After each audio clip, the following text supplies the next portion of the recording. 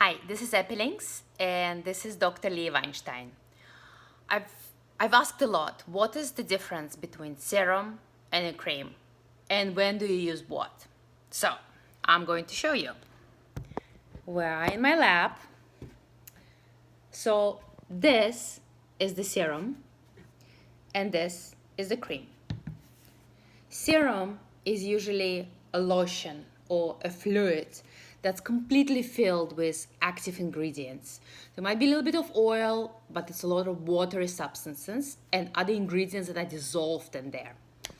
So when you look at this and you look at the hand, it's liquidy and it's kind of oily and it feels silky. And when you put it on your skin, it gets absorbed into your skin and you feel this kind of moisturizing sensation. In the summer, you can just use the serum and put the sunscreen lotion on. But in the winter, or when it's very dry, you would want to use a cream as well, or in the evening. So the cream, you can see, it's solid, it's creamy, it's like butter.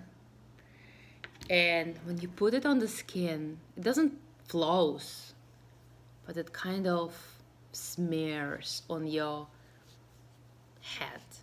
And you can think of it like it. This is bread. You need to always use this, and you always eat bread in the morning. Gluten-free, not gluten-free, you eat bread. Croissants. And then you can put jam or you can put butter to make it taste even better.